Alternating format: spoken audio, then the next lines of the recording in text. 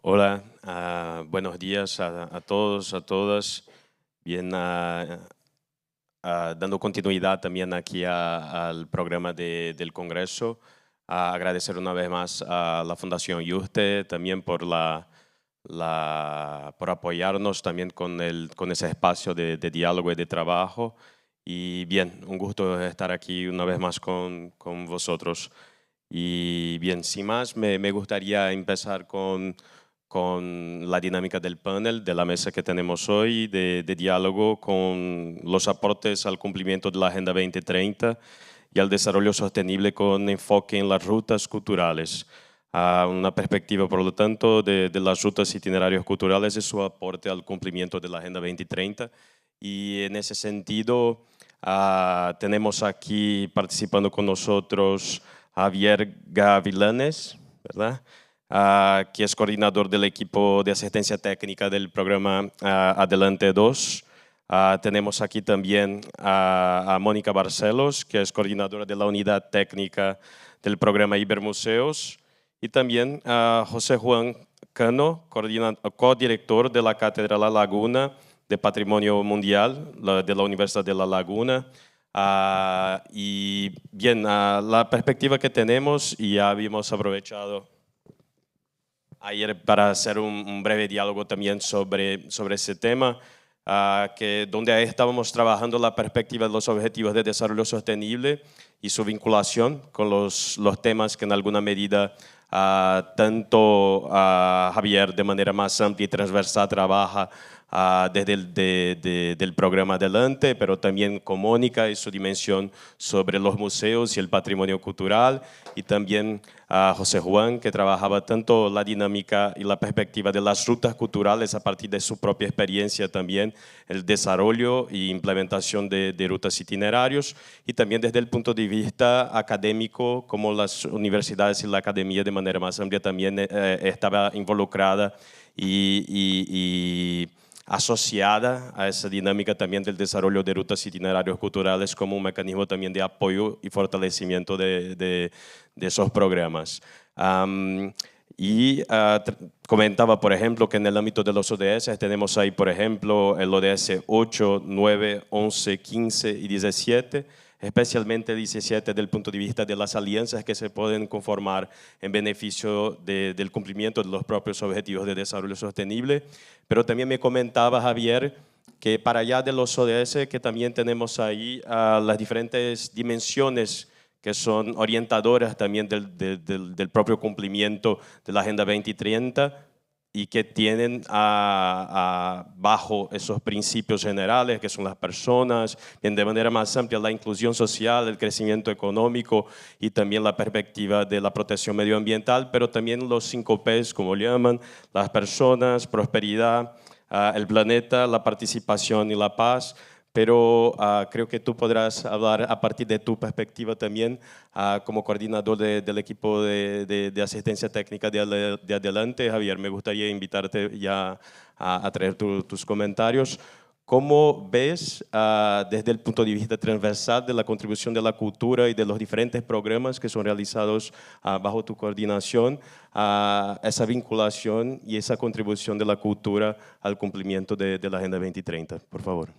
Muy bien, muchísimas gracias por la introducción, gracias también a los compañeros de mesa y de trabajo de esta mañana y gracias por este congreso que realmente está siendo, yo creo que respondiendo a todas las expectativas, incluso superándolas desde muchos puntos de vista, sobre todo en los contenidos. Ha sido muy interesante todo lo que hemos visto hasta ahora. Y efectivamente, como decías, la idea sería hacer un planteamiento, empezar por un planteamiento más general, que luego podemos ir aterrizando entre todos, sobre todo teniendo en cuenta la especialidad de mis compañeros. Y efectivamente, como decías también, a veces tenemos cierta tendencia a aterrizar directamente en los ODS, ¿no? En cada uno de los 17 ODS, ¿no?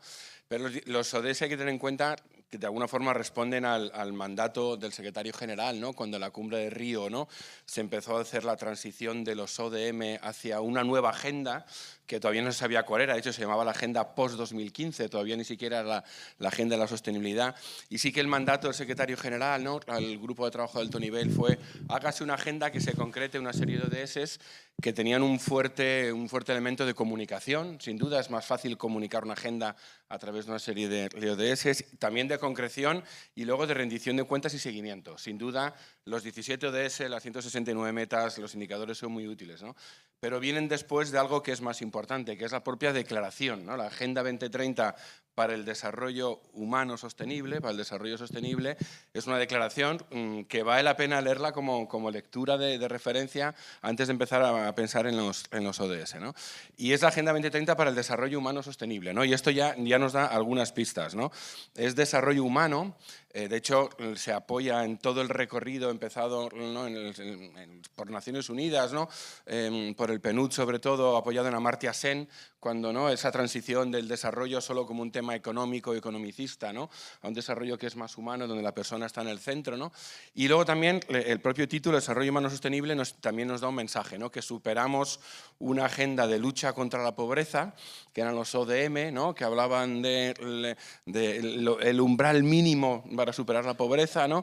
Y lo que hacemos es partimos y nos sigue interesando la pobreza, ODS 1, ¿no? Pero tenemos un horizonte mucho más amplio, ¿no? Que es el desarrollo humano sostenible. Y esto es importante como punto de partida antes de empezar a trabajar los ODS, ¿no? Si damos después el siguiente paso, ¿no? Y miramos los ODS, sin perder la referencia del contenido de todo el articulado de la propia declaración, nos damos cuenta que la Agenda 2030 es una agenda para las personas. Es como se dice, es people oriented, ¿no? Es una agenda de las personas que ponen las personas en el centro. No es la agenda del medio ambiente, no es la agenda de la prosperidad, que también, pero pone las personas en el centro, ¿no? Y eso se nota muy bien cuando cogemos los 17 ODS y empezamos a leerlos, ¿no? Los 6 primeros ODS, del 1 al 6, entendiendo el agua como el derecho al acceso al agua, son los ODS de las dimensiones básicas de la persona, ¿no? La lucha contra la pobreza, la salud, la educación, el género, el acceso al agua, la alimentación, ¿no? Son las dimensiones básicas del ser humano, sin las cuales, si no se garantizan, el ser humano no puede no solo no prosperar, si es que no puede vivir, no puede persistir, ¿no? Entonces es muy interesante ver, y no es casualidad, que estos 6 primeros ODS sean los 6 primeros de la agenda, con lo cual, como tú decías, la P de personas, ¿no? La orientación al ser humano es clave, eso es la agenda de las personas, ¿no? Y luego también es interesante, si nos detenemos un segundo en estos primeros ODS, ver la superación de los ODM, ¿no? Por ejemplo, en educación, los ODM hablaban de educación primaria, ¿no? Los ODS, en el ODS de la educación, hablan de educación, de calidad, ¿no? De equidad, para toda la vida, en todas las etapas, desde la educación infantil hasta la educación superior y la educación para toda la vida. Hay una superación de ese mensaje de lucha contra la pobreza, ¿no? Y una cosa que tiene mucho más que ver con la dimensión infinita del ser humano, para la cual la cultura es muy importante. Si no, la cultura se quedaría fuera de una agenda que fuera solo la reducción a los primeros niveles de subsistencia, ¿no? Es una agenda mucho más amplia, ¿no? Luego, si nos fijamos, el ODS del 7 al 12 son los ODS de la prosperidad, ¿no? Es una agenda que mira a la persona, la dimensión básica de la persona, pero una persona que quiere prosperar en comunidad, ¿no? Se habla de industrialización, de energía, de infraestructuras, ¿no? Y dentro de este bloque, del 7 al 12, está también las desigualdades, el ODS 10, que es vertebrador, para el cual la cultura tiene un papel importantísimo también, con lo cual la cultura está, digamos, tamizando todo el conjunto de la agenda, que es una agenda, como digo, de personas que quieren prosperar en un planeta. Y ahí vienen los siguientes ODS, ¿no? Del 13 al 15, ¿no? Un planeta que es limitado, que tiene ecosistemas, que tiene unas características y que no podemos desconocer. Y eso es el desarrollo humano sostenible, una mirada integral y sistémica a estos 3 factores, ¿no? O sea, la persona que quiere prosperar en un planeta que es limitado. Y hay que buscar un equilibrio. Sostenibilidad es equilibrio. Si damos más importancia a uno frente a los demás, estamos desequilibrando, ¿no? Y si restamos importancia a uno frente a los demás, también estamos desequilibrando, con lo cual esa mirada que se entiende muy bien cuando se lee el conjunto de la agenda, ¿no? Y luego la agenda, como se ha puesto en manifiesto estos días, habla de paz, pero sobre todo es el ODS 16, pero habla de instituciones, ¿no? Instituciones sólidas que respondan a los deseos de las personas, de la vida en común, de la justicia, ¿no? Y demás. Y luego habla también de partenariados, ¿no? Bueno, aquí a mí me gusta más la palabra alianzas, pero para utilizar las 5 PES, habrá que utilizar la palabra, ¿no?, este anglicismo de partenariados, ¿no? Y aquí me parece importante una cosa. El ODS 17, ¿no?, que es la quinta P, ¿no?, lo que hace es recuperar la alianza mundial que ya los ODM, el ODM 8 ponía de manifiesto, y solemos a veces decir que es el ODS de las alianzas, y es verdad, pero no solo es de las alianzas. De hecho, este ODS tiene 19 metas, ¿vale? Y no son 19 metas que hablan todo el rato de alianzas, ¿no? De hecho, están ordenadas, tiene una subdivisión y habla de finanzas, tecnología, capacidades, comercio y cuestiones sistémicas, ¿vale? Con lo cual yo también invito, cuando hablamos del ODS 17, no lo cumplimos solo cuando trabajamos en red o en alianza, lo cumplimos cuando vamos al fondo de estos elementos. De hecho, en el ODS 17, ya que estamos, hay dos metas, la 6 y la 9, que hablan expresamente de la cooperación triangular, cooperación sur-sur y la cooperación triangular, con lo cual estamos muy dentro de todo esto, ¿no? Y luego también me permito, ya con esto voy terminando, recordar una cosa. Todos los ODS que hemos hecho un recorrido muy rápido por los mismos tienen una serie de metas, como sabéis, algunas están numeradas y al final aparecen unas metas que no están numeradas, sino que están ordenadas a través de letras, la 12A, BC, ¿no?, etcétera, etcétera, ¿no? Y esas hay que mirarlas también, ¿no?, porque son unas metas que se llaman medios de implementación, que son unas metas que nos dicen cómo hay que hacerlo, sobre todo cómo hay que hacerlo a los países que están menos avanzados en el cumplimiento de ese ODS. ¿Por qué cuento todo esto? Porque estamos llamados a tomarnos en serio el conjunto de la agenda, porque es sistémica, es integral, y no hay ningún proyecto, ninguna intervención, ninguna actuación que digamos, no, yo como es de educación, estoy en el ODS 4. No es verdad, pues si cogemos las 169 metas, veremos que tenemos mucho que ver en algunas. En algunas para contribuir y en otras para dejarme provocar para que mi actuación sea mucho más sistémica, ¿no? Por eso yo siempre digo que el acercamiento a la agenda nunca debe ser de cuál ODS parto o de cuál meta parto, sino me la voy a leer entera, voy a hacer un ejercicio que luego, de hecho, contaréis algún ejemplo, y veo en dónde ya estoy insertado, que es mucho más que mi impresión inicial, y también cómo puedo contribuir a que otros se inserten, ¿no? Porque, como hemos dicho, la Agenda 2030 y los ODS, ¿no?, nos invitan a trabajar con una dimensión de tener en cuenta todas las metas en esta visión integral y sistémica, pero también es muy interesante, es también una agenda para todos los actores, ¿vale? No hay ningún actor, ninguno de nosotros como individuos y ninguno de nuestros grupos humanos, ministerios, ONGs, redes, plataformas, estamos fuera de este reto, ¿no? Y también muy interesante, es una agenda para todos los países, ¿no? Una agenda donde todos los países tienen mucho que hacer, todos los países, y eso es lo interesante, que supera una lógica norte-sur, ¿no?, quizás de los que van por delante, los que van por delante, donde todos tenemos mucho que aprender y donde todos tenemos mucho que compartir. No hay ningún país en el mundo donde no tenga una pequeña experiencia, un ejercicio, un proceso que pueda ser útil para el país de al lado o para un país incluso a veces más desarrollado, ¿no? Con este ejercicio sistémico es muy interesante tenerlo en cuenta a la hora de acercarnos a la agenda. Esta ha sido un poquito la introducción general y luego podemos ir aterrizando a través de las intervenciones. Gracias.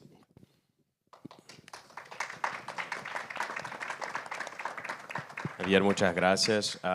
Creo que interesante también tu comentario sobre la importancia también de una mirada integral y sistémica cuando trabajamos en la perspectiva también del seguimiento e implementación de proyectos y claro, con esa perspectiva también de las dimensiones de los encuentros entre los proyectos que realizamos y también a los objetivos de desarrollo sostenible.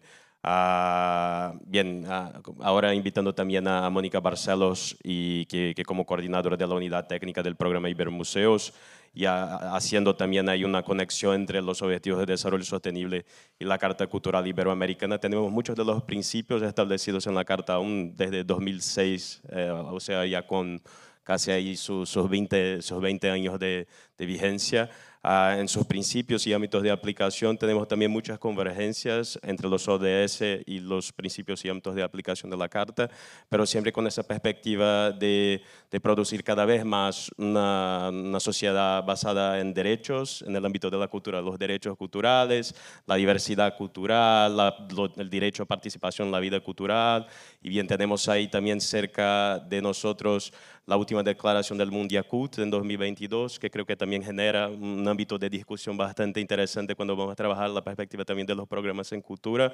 Así que, Mónica, bienvenida. Muchas gracias, Rafael. Buenos días, es un placer estar aquí, la verdad. Agradezco la invitación de la OEI, de Ventana Adelante, y quiero también felicitar por la celebración de este momento de encuentro, ¿no? Porque yo creo que trabajar cooperación, trabajar redes, trabajar de manera colaborativa tiene mucho más sentido y tiene mucho más valor cuando surgen oportunidades como esa donde unos pueden aprender, donde unos podemos aprender de los otros, ¿no? Y yo particularmente he aprendido mucho ayer y hoy. Y estamos aquí para contar un poco cómo venimos trabajando el tema de la sostenibilidad desde los museos, ¿no? Y cómo los museos se relacionan con las rutas de itinerarios culturales. Por supuesto que en los ejemplos que hemos visto hasta ahora, varias instituciones museísticas están contempladas en las rutas, ¿no? Tanto en Ecuador como en las de España.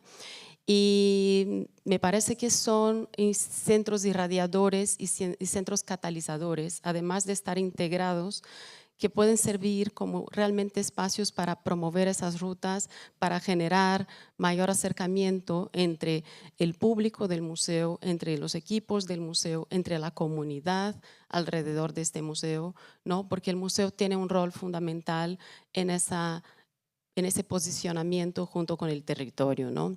¿Y por qué empezamos a trabajar la sostenibilidad desde el programa Ibermuseos en el año 2014?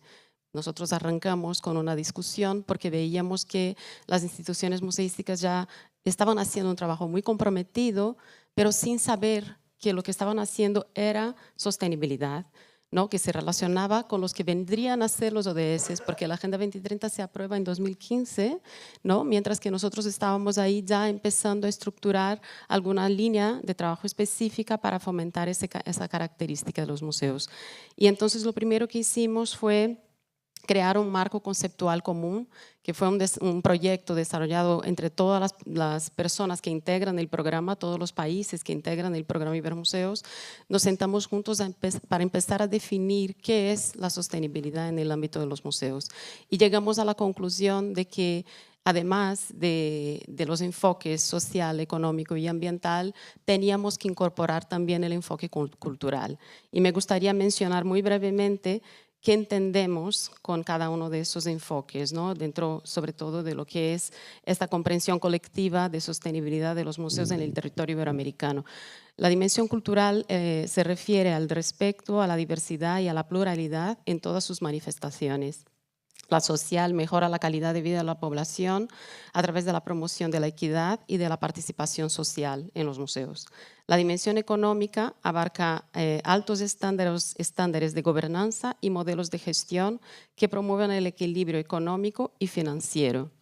Y la dimensión ambiental se refiere a la protección y recuperación del medio ambiente. Y es interesante ver cómo varias de esas dimensiones están también contempladas en las acciones que se presentaron aquí en cuanto a proyectos de rutas de itinerarios culturales, ¿no? Cuando hablamos de desarrollar una ruta cultural para poner en valor las prácticas sociales locales, eso es incidir en la sostenibilidad directamente, ¿no? O cómo a través de las rutas culturales promovemos el desarrollo económico, el desarrollo socioeconómico, la puesta en valor de las prácticas que se llevan a cabo, sean prácticas ancestrales, sean prácticas vinculadas más a la artesanía, a las artes, a la producción, a los equipamientos culturales. Entonces, hay una vinculación clara y tal vez, retomando un poco lo que se habló en la mesa anterior, sería interesante trabajar con más fuerza el tema realmente de los indicadores y de las evidencias, porque eso ayuda a que el sector y las personas, la cadena que está vinculada con la ruta cultural, entienda cómo realmente es el alcance de lo que están haciendo y pueda defender y sirva incluso para buscar financiación, buscar colaboración, buscar alianzas, ¿no? Porque eso de alguna manera legitimiza y solidifica el trabajo que se está haciendo. Y nosotros en ese camino, desde el programa, también desarrollamos hace algunos años, fue un trabajo largo de 4 años, con mucha implicación de diferentes actores, profesionales de museos, muchas consultas con el sector. En 2021 lanzamos el marco conceptual, perdón, la herramienta de sostenibilidad para los museos del programa Ibermuseos. Es una guía que se compone de 55 indicadores y están pensados para que las instituciones puedan hacer una reflexión interna junto con sus equipos al respecto de lo que es la sostenibilidad. Porque lo que nos contaba Javier en relación a la Agenda 2030 a veces es difícil de ponerlo realmente en el terreno, ¿no? De materializar, de llegar a la acción. Vemos ahí los objetivos, las metas y tal, pero luego uno piensa, pero ¿y entonces yo cómo estoy reflejado en eso? Y la guía de Ibermuseos la desarrollamos justamente pensando en ese soporte para que las instituciones pudiesen empezar a comprender de qué hablamos cuando nos referimos a sostenibilidad y cómo se relaciona eso con las funciones primarias de los museos, que son la conservación, la comunicación, la educación, la investigación, y también incorporamos la gobernanza y esas 4 dimensiones, ¿no? Cultural, social y ambiental que yo comentaba antes. Entonces la guía hace como un cruce de todo eso. Intentamos trabajar todos los indicadores de una manera muy interligada, interconectada. No hay una separación. La gobernanza está enfocada en la sostenibilidad económica. No, la idea era justamente que pudiéramos reflejar las dimensiones en las distintas funciones que los museos en general asumen, ¿no? Y es un proyecto que está avanzando, que es abierto, está disponible para que cualquier persona, incluso curiosa y que esté en proceso de desarrollar indicadores en sostenibilidad, pueda acceder. Está disponible a través de una plataforma de diagnósticos del programa. Y les invito a echarle una mirada porque puede venir algunos insights interesantes para justamente el trabajo en el marco específico de las rutas de itinerarios culturales, ¿no? Otros elementos que hemos tomado muy en cuenta y que siempre están inmersos en nuestras discusiones en el programa se relacionan con la globalización, ¿no? Cómo los museos están insertados en los procesos de globalización, la relación con la economía y la calidad de vida, ¿no? Cómo podemos realmente buscar que el desarrollo económico esté más vinculado a lo humano, esté más vinculado al desarrollo social también. La función social de los museos, cómo los museos se articulan con el territorio y cómo existe realmente una relación entre museo-comunidad, y esas son prácticas que en América Latina tenemos infinidad de ejemplos, ¿no? En España y en Portugal y por supuesto también hay muchos, pero es una práctica muy latinoamericana, la relación patrimonio-museo, patrimonio comunidad.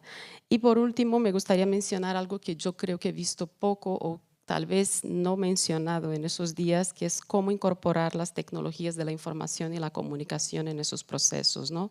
Cómo trabajar rutas de itinerarios culturales también conectados con las nuevas tendencias tecnológicas y todo lo que estamos viendo de transformación y que en realidad somos llamados también a adaptarnos permanentemente porque es como estamos interactuando nosotros con el mundo también a través de las tecnologías. Creo que era un poco eso, Rafael.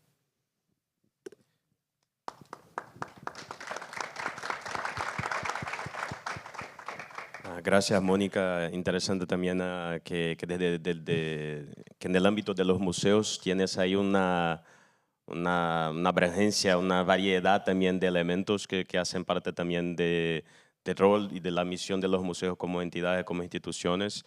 Y creo que la herramienta, la aplicación de la herramienta desde el punto de vista también para la facilidad y al acceso a indicadores y elementos también de sostenibilidad me parece una estrategia muy interesante. Sé que ustedes tienen ahí también un amplio rol de actividades de cooperación que involucran también los museos y especialmente también la difusión de ese tipo de herramienta que me parece también muy importante y estratégica para facilitar cada vez más en los museos que no tienen tantas estructuras de trabajo que puedan también utilizar esas herramientas que desde el programa se ofrece. Y bien, y haciendo la conexión entre los museos, pero pensando también desde el punto de vista del patrimonio de forma más amplia también, me gustaría invitar a José Juan también para traer una dinámica desde la perspectiva de tu experiencia como codirector de la cátedra, pero también a partir del propio diseño y desarrollo de una ruta, de un itinerario cultural y cómo ves la contribución de las rutas al desarrollo sostenible y en qué medida percibes, y ahí aprovechando también los comentarios de Mónica, cómo ves las rutas y su integración y su conexión con el patrimonio cultural y, claro, en el ámbito, por ejemplo, de los museos. Muy bien, gracias Rafael. Es una pregunta compleja y la respuesta seguramente espero que no lo sea tanto. Hace unos años, estando en una estancia en Guatemala, en una comunidad que ahora comentaré, me dijeron, estaba hablando de los objetivos ODS y de la Agenda 2030 de una manera muy... Y me dicen, usted lo que está hablando es de proyectos de triple impacto. Y ya me dejaron en silencio porque dice, son proyectos de triple impacto. Es decir, proyectos que buscan la economía, el ambiente y la sociedad integrados en objetivos claros, concisos, lo que se comentaba aquí ahora mismo, ¿no? Y claro, cuando uno le va muchas veces con la teoría, pues la realidad es bastante tosuda, ¿no? Y te hace entender que hay que traducir ese lenguaje académico, ese lenguaje de transferencia de conocimiento en realidades palpables para las comunidades, que es uno de los temas en los que nos hemos podido especializar, ¿no? Desde el punto de vista de la academia, desde la universidad, yo creo que la transferencia de conocimiento, y ahora mismo, ayer lo estábamos hablando con la experiencia de Ecuador, de la ruta de la Florida a Tulipe, de la que yo podría aportar, se entiende que gracias a la colaboración con la Universidad Autónoma de Zacatecas se ha visto que la universidad no solo puede, sino que debe aportar conocimiento y recibir ese conocimiento. Esto tiene que ser un feedback, ¿no? Un aporte y un reaporte. Eso desde el punto de vista académico, es decir, que sea una visión de ida y vuelta. En otro sentido, desde el punto de vista de la experiencia que me comentaba Rafael, es verdad que hace unos años nos aventuramos a desarrollar lo que sería posteriormente el certificado de itinerario cultural europeo de las vías de la transhumancia, que tenemos el orgullo de ser el único que el año pasado el Consejo de Europa, en este caso el Instituto de Itinerarios Culturales, con sus aliados y sus socios, bueno, pues pudieron determinar que éramos meritorios de esa certificación. Ha sido fue un trabajo arduo, primero desde la academia. Después fue interesante, puesto que buscamos alianzas tanto transfronterizas como del otro lado de la orilla, como solemos decir. Nosotros tenemos la fortuna que dos países iberoamericanos no solo son socios desde el principio, sino que nos aportaron una visión muy interesante. Y voy a poner dos ejemplos. Uno es México, el Camino Real de las Californias, que está dentro de nuestra propuesta de itinerario cultural europeo e iberoamericano, que es como nos gusta denominar, donde ellos tienen un sistema actual de rancherías y un sistema de lo que se denomina tradicionalmente como la recua, que ayer lo comentábamos, es decir, una vinculación con un vocablo, con una terminología, con una tradición árabe en América. La recua es un término que si lo buscan en internet, en el diccionario real de la Real Academia, dice algo así como recuaj. Es un término árabe que significa algo así como caravana de caballos, de bestias, ¿no? Y eso se está desarrollando allá en México, en Baja California Sur, en la península de Baja California. Lo que suelen denominar ellos la California original. Eso es un punto interesante. Es decir, la apropiación de la simbología de los valores significativos del patrimonio a través de la toponimia también. Un tema muy interesante. Esa sería la primera experiencia, la vinculación con este camino a través de una comunidad, se llama San Antonio, y ellos se han apropiado del patrimonio industrial, está muy vinculado a una, no se denominaría como Vía de la Plata, pero sí hay una zona que se llama El Triunfo, una comunidad muy interesante vinculada a la explotación minera. Y esa comunidad ha trabajado en los últimos años en apropiarse y en desarrollar proyectos de triple impacto, en donde no solo la población visitante, sino los lugareños han logrado, bueno, pues prosperar con su propio patrimonio, algo que comentaba antes Rafael, cómo las rutas, los itinerarios pueden fortalecer, antes se hablaba por parte de Paraguay, cómo fortalecer las comunidades. Bueno, pues esa sería una manera que los propios comunitarios, los vecinos y vecinas, se apropien, lo que se suele decir ahora, se empoderen por parte de su propio patrimonio. La segunda experiencia sería que también están vinculados a la ruta de la transhumancia, el itinerario cultural europeo de la transhumancia es en Antigua Guatemala, que además es ciudad patrimonio mundial desde el año 1979, y hay muy cerca una comunidad que se llama San Cristóbal el Alto, y allí han recuperado, ha estado miembros de la Universidad de Zacatecas y yo mismo, y hemos podido palpar cómo el patrimonio vinculado a la botánica es un hilo conductor vinculado además a la recuperación de antiguas rutas, y por eso los propusimos entrar a formar parte de nuestra red. Es más, son ejemplo de buenas prácticas en Centroamérica en temas de turismo comunitario. Algo muy interesante y que vertebraría con la idea de buscar estrategias para vincular patrimonio, rutas e itinerarios culturales y turismo. Ellos llevan, ayer lo comentaba, 30 años trabajando en temas de turismo comunitario, pueden ser un modelo para Europa y no nosotros para ellos, sino al revés, ¿no? Nosotros tomar ejemplo de la buena praxis que ellos tienen en América, en este caso en Centroamérica.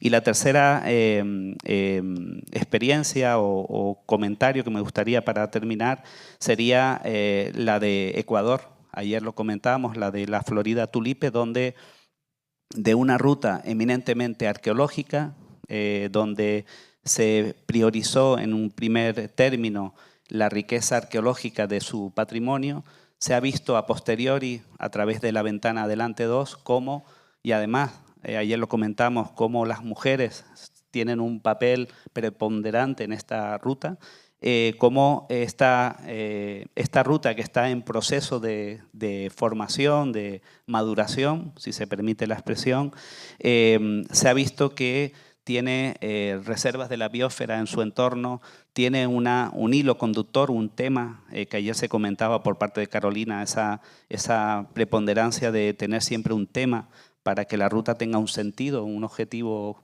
un horizonte, mejor dicho, a medio y largo plazo, y que no se confundan los objetivos a corto plazo. Y por último también tiene toda una vinculación con el patrimonio de la gastronomía. Por eso, y ya para terminar, la academia, Rafael, puede y debe aportar ese conocimiento, esa transferencia de conocimiento, esa metodología de trabajo, ese asesoramiento, ese acompañamiento. Ayer lo comentábamos que cuando se termine esta propuesta de Ventana Adelante 2, ¿y ahora qué?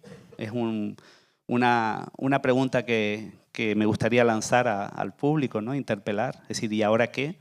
Puesto que este tipo de rutas y de proyectos entiendo que debería tener una continuidad. No seré yo quien diga qué y cómo, pero sí lo planteo ahí porque al final el esfuerzo que hemos hecho entre tantas entidades, tantas personas, tantos territorios se quedaría casi en un deja ver, ¿no? Es decir, todavía no llegamos a desarrollar. Por lo tanto, esa es la parte de la academia. Por la parte de la experiencia, no cabe duda que la comunidad es la que muchas veces te da los parámetros para el desarrollo, porque muchas veces viene uno desde lo que ayer se comentó, muchas veces desde fuera a proponer, no creo a imponer, sino a proponer, pero la propia comunidad te dice, como se suele decir en México, espérame tantito, vamos a estudiar en común cuáles son las propuestas que ustedes nos pueden hacer llegar como oferentes, como proponentes, además como financiadores muchas veces, pero la comunidad muchas veces tiene la experiencia y sabe las deficiencias, y por eso hay siempre que contar con la comunidad para que ellos nos den las claves de de por dónde debe ir la estrategia de esos territorios. Y nada más. Muchas gracias.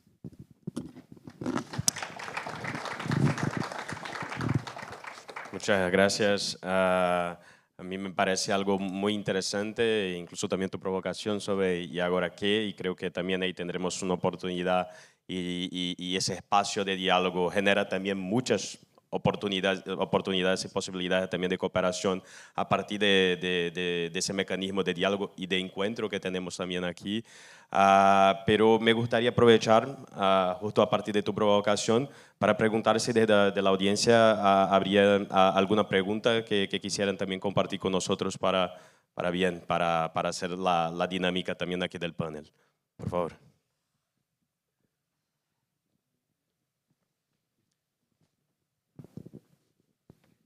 Sí, buenos días. Justamente sobre la base de este Ramiro, comentario ya que final. estamos solo si puedes también presentarte antes de hacer la pregunta para que todos conozcan. Buenos días, Ramiro Hidalgo de la Cancillería ecuatoriana. Sobre la última pregunta, que es provocadora, pero además que nos obliga a reflexionar sobre lo que viene después. En América Latina no existen rutas como tales, como las que existen en Europa. Estamos aprendiendo de ustedes, estamos obteniendo información, estamos obteniendo conocimiento, pero tal vez sea necesario avanzar hacia un sistema de formador de formadores, ¿no? Y definir un proyecto piloto, algo concreto, que pueda luego ser replicado en otros países. Nosotros en Ecuador, en lo que es la ruta del origen del cacao, tenemos ya un informe elaborado por Jordi Treseras de la OEI, pero necesitamos implementarlo.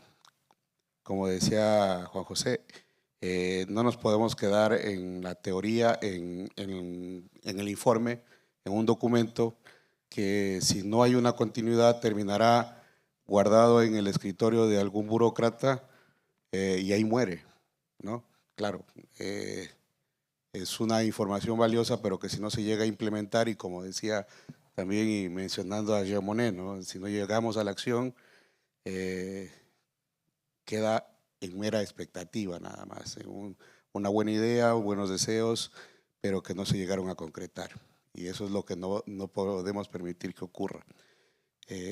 Sí, llamaría y haciéndome eco del comentario provocador, ¿no? ¿Cuál es la siguiente etapa? ¿Hacia dónde vamos luego de esto? Concretamente, ¿de qué forma la OEI puede contribuir a que esto se cristalice en algún proyecto concreto? En algún proyecto concreto, en una ruta, cualquiera esta sea y donde sea en América Latina, pero que se concrete. Gracias. Sí. Hacemos una ronda ahí de preguntas y después aprovechamos todos ahí para hacer comentarios. Leticia del Río de Zacatecas, México. ¿Cuáles podrían ser las estrategias para que esos museos que hay en nuestros entornos inmediatos justamente sean las personas que viven, que gozan o que son proyecciones de esencias locales, vivan estas colecciones? Porque muchas veces están pensadas las estrategias para los viajeros, para los que hacen la ruta, y qué hacer para que los locales se apropien y pues lo sientan como parte de su cultura, que así es, pero no es tan cerquita como para que ellos estén ahí. ¿Y tú también, Eladio? Yo no tengo una respuesta a tu pregunta sobre qué hacer ahora que tienes la ruta del cacao. Lo que sí sé es que no puede ser del cacao de Ecuador, tiene que ser el cacao general. El cacao ya salió de Ecuador. Entonces hay lo que podemos hacer desde Europa es decir cómo lo hemos hecho nosotros que ha funcionado. Primero, no decirle a la Organización de Estados Iberoamericanos que nos diga cómo hacerlo. Es decir, que esto tiene que salir de una red de gente interesada en este proyecto en varios países. Es decir, yo estoy convencido que desde Ecuador pueden encontrar y van a encontrar y han encontrado seguramente ya gente en México A veces es una universidad, otras veces puede ser un municipio. Por ejemplo, una cosa que me llama mucho la atención, que nunca se ha hecho cuando han presentado rutas del cacao o del chocolate en Europa, porque bueno, hubo una que, digamos que era financiada por Ferrero, es decir, nocilla. Bueno, no nos gustaba mucho y al final no se llegó a buen puerto. Pero esto tiene que partir de la base. Los itinerarios culturales no pueden ser cosas hechas de arriba abajo. La OIE o el Consejo de Europa o otras organizaciones internacionales podemos acoger, valorar, ayudar, acompañar, pero los protagonistas tienen que ser ustedes, tienen que ser una red que se vaya construyendo poco a poco. Y al principio, por ejemplo, la transhumancia. La transhumancia al principio, bueno, al principio estaba José Juan y Felipe, pero buscaron rápidamente, bueno, ¿a quién le puede interesar esto? Ah, mira, hay unos italianos interesados. Una serie de pueblos en Italia que habían tenido transhumancia hasta hace muy poco.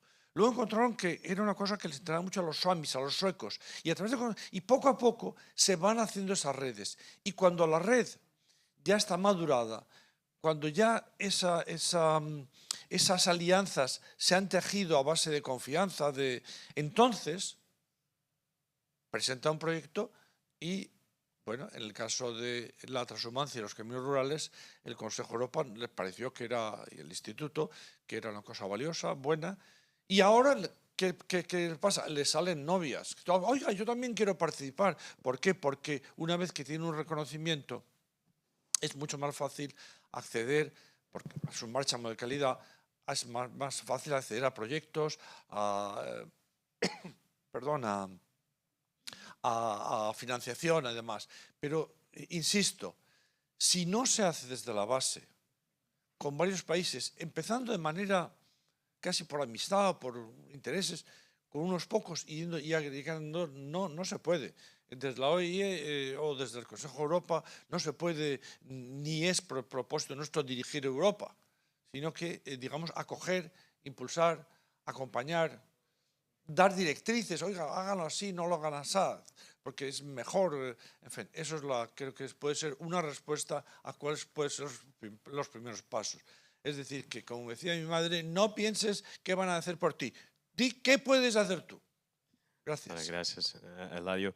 Vale, por favor.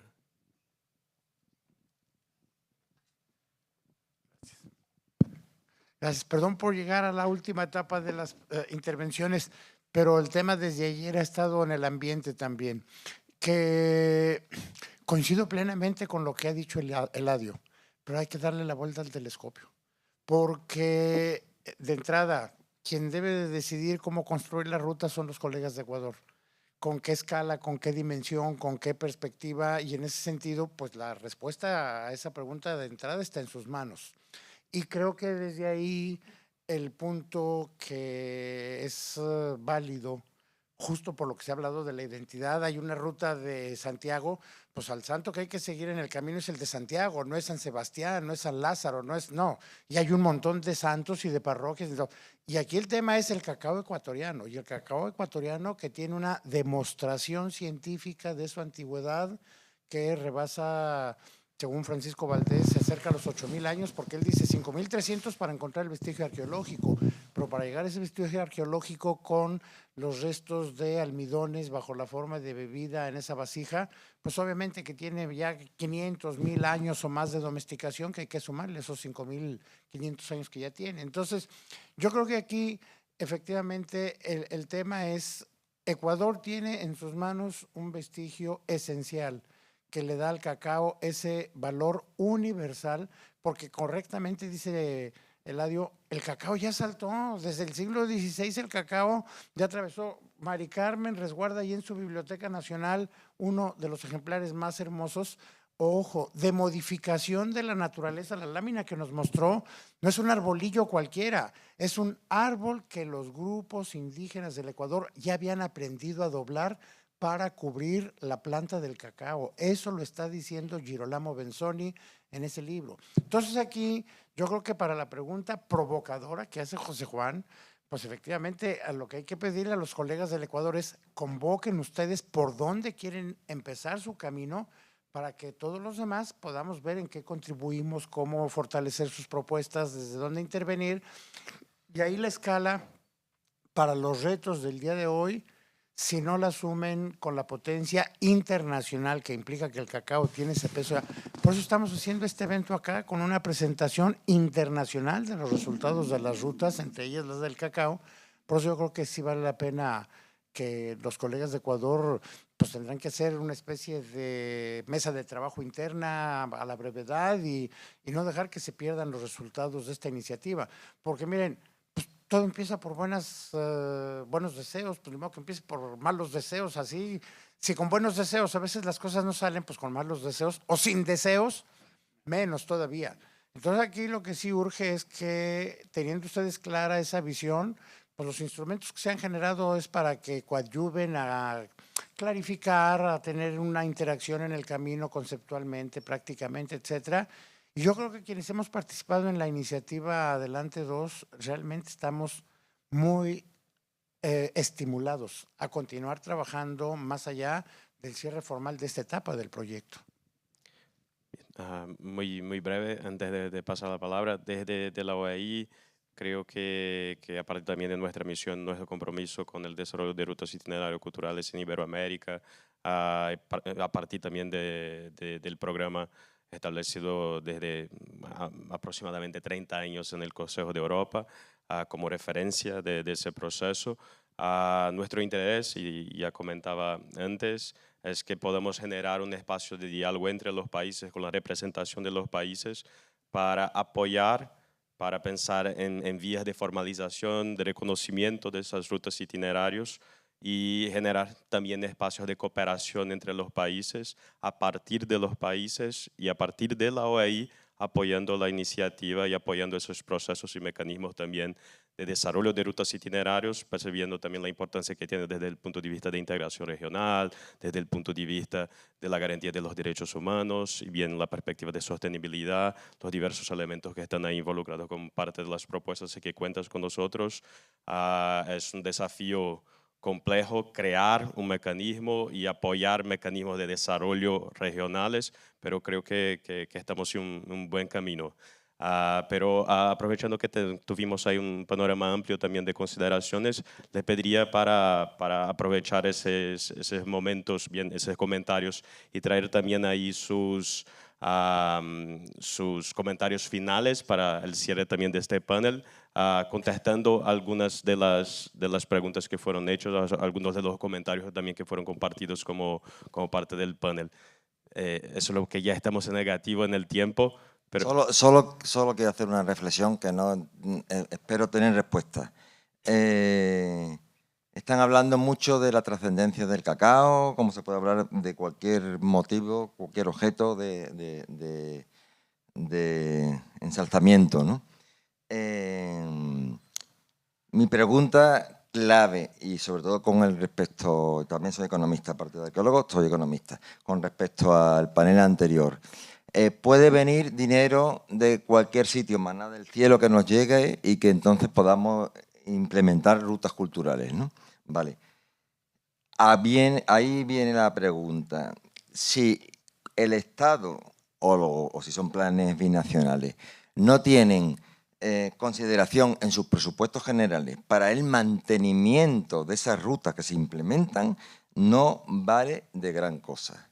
Y entonces, claro, nadie de ustedes me va a dar respuesta, ¿no? Pero eso es la cuestión fundamental, de que tiene que estar considerado, de que una vez que se ha considerado la validez, aquí tenemos, no sé si ustedes lo saben, pero aquí tenemos la pintura más antigua, el arte rupestre más antiguo de Europa, 66.700 años, hechos por neandertales, a 800 metros de aquí, la cueva del Maltravieso. Y, vale, es puntual, aquí no hay ninguna ruta cultural, ¿no? Sí, pues, se puede hacer rutas culturales. De hecho, hay ya proyectos realizados, handpass de la Unión Europea también, ¿no? De todo lo que son manifestaciones de manos plasmadas, no pintadas, sino plasmadas por aspersión, ¿no? Si no hay mantenimiento, no vale de nada. Y entonces la cuestión está en que desde la parte económica de cada cual de los estados comprometidos, tienen que garantizar el desarrollo y el mantenimiento. Si no, es un wishful thinking, es una utopía que de pronto llega y que al poco tiempo se acaba. Creo que después podríamos ahí profundizar un poco más ese momento de diálogo, pero también para también hacer la gestión del tiempo de tal manera que Miguel Ángel no venga acá a sacar el micrófono de mis manos. Bien, te comento que creo que los propios mecanismos de certificación son también facilitadores de los mecanismos de financiación de las actividades y de la sostenibilidad también de los proyectos, porque si no tienes la continuidad de los mecanismos de sostenibilidad también implementados como parte del proyecto de las rutas, pierdes la certificación y eso creo que genera también algunos mecanismos de presión sobre los términos presupuestarios, yo diría. Pero no es solo eso, pero creo que es parte también importante del proceso. Pero bien, para no avanzar más, me gustaría por favor pedir vuestras contribuciones también a partir de las provocaciones que tuvimos ahí en esa fase final. Sí, muy bien, muy rápido porque efectivamente está la presión del tiempo, pero sí al menos estando muy de acuerdo con los planteamientos que se han hecho así desde el público, quizás en vez de responder a las preguntas del público, tiro de la tuya, porque es la que ha detonado también, ¿no?, un debate, ¿no? ¿Y ahora qué?, ¿no? Entonces, bueno, lectura muy positiva. Cuando termina un proyecto o una iniciativa y existe la pregunta ¿ahora qué?, quiere decir que ha ido muy bien. Con lo cual, lo primero es enhorabuena a todos los que habéis hecho un recorrido conjunto, ¿no?, porque solo lo que va bien se quiere que se continúe, ¿no? Con lo cual, lectura muy positiva, enhorabuena por el trabajo que habéis hecho y por el deseo de continuar, ¿no? Ese deseo de continuar, efectivamente, sois muchos actores y hay muchos detalles y, de hecho, está incluido en el programa de estos días una reflexión conjunta, que también enhorabuena por ello, ¿no?, por haber pensado en un congreso, en un momento final, no solo de vamos a dar vueltas a lo hecho, sino vamos a mirar hacia el futuro, con lo cual, lectura muy positiva.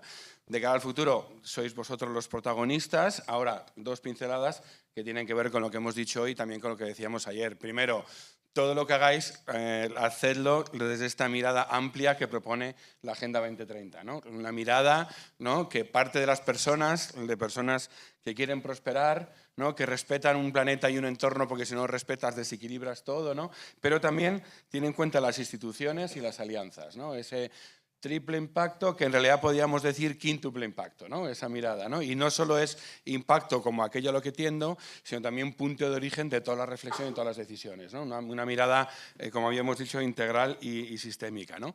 Y luego también os invito a no perder de vista el que también sois protagonistas del ODS 17, no solo por trabajar en la alianza, que ya lo estáis haciendo, ¿no?, porque implícitamente la cooperación triangular ya quiere decir alianzas, pero también la responsabilidad que tenéis desde el punto de vista del ODS 17, de la transferencia de tecnología, ¿vale?, metas 6 a 8, ¿no?, del fortalecimiento de capacidades, meta 9, y también no perdéis de vista los elementos sistémicos, que parecen que están muy elevados, pero a lo mejor tenéis algo que decir desde el punto de vista de las pequeñas intervenciones, ¿no?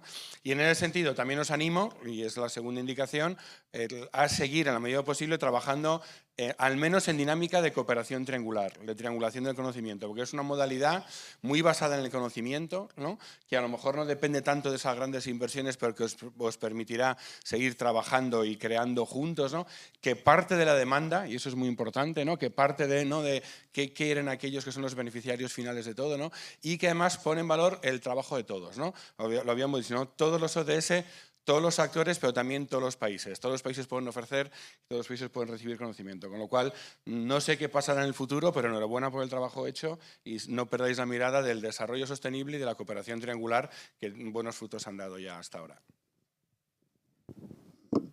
Bueno, yo... Era una respuesta a una pregunta, tampoco hay que... Creo que has contestado con muchos niveles importantes, ¿no? Yo quiero reforzar ese punto específico de dar continuidad al trabajo en red.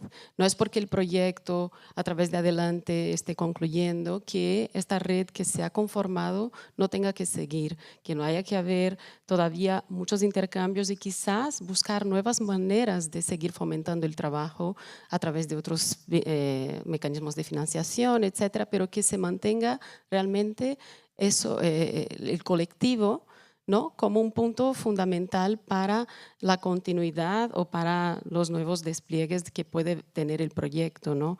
Creo que hay que pensar siempre en una perspectiva multisectorial, multinivel, entonces siempre pensar desde los gobiernos nacionales, pero en articulación con los gobiernos locales, con las intendencias, con las alcaldías, con obviamente la ciudadanía en general.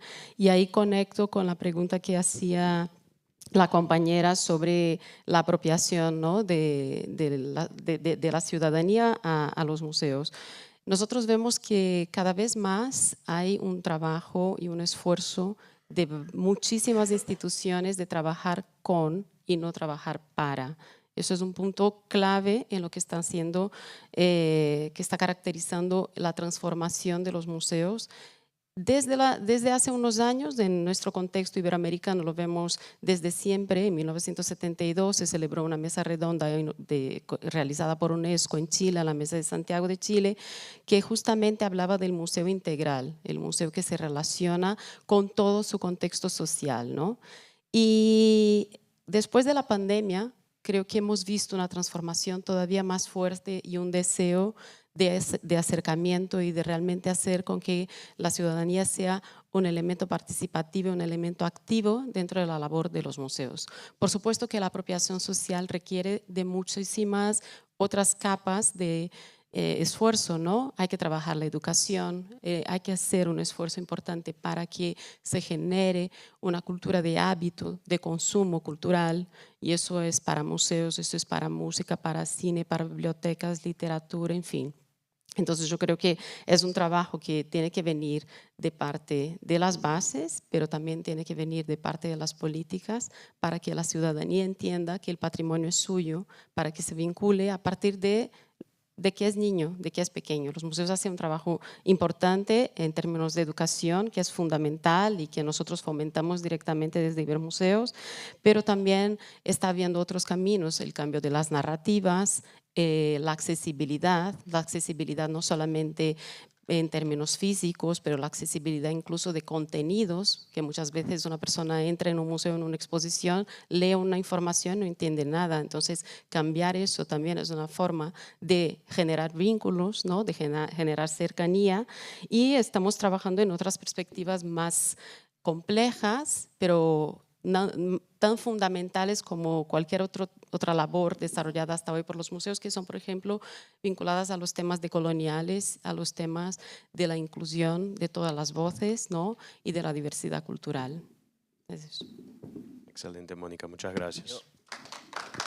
Yo no, por favor, por José tiempo, bueno, simplemente como hice esa interpretación. Responsabilidad tuya, porque tu pregunta disparó ahí muchas consideraciones. Bueno. Al final siempre es bueno no provocar, pero que sea en positivo, no faltaría más. Bueno, simplemente por cerrar, el ahora que era una excusa para ver que sí hay estimulación, como decía Pepe Román, y hay ganas de continuar, ¿no? Y es evidente, ahora falta articular cómo y hasta dónde queremos, pero que no lo digamos nosotros, sino los actores territoriales. Y ya con eso sería mi reflexión final. Muchas gracias. Seguro que tendremos ahí aún otros espacios importantes de diálogo, pero ahora les agradezco también por participar con nosotros, por las intervenciones, los comentarios, y seguimos entonces con el programa del Congreso. Una vez más, muchas gracias.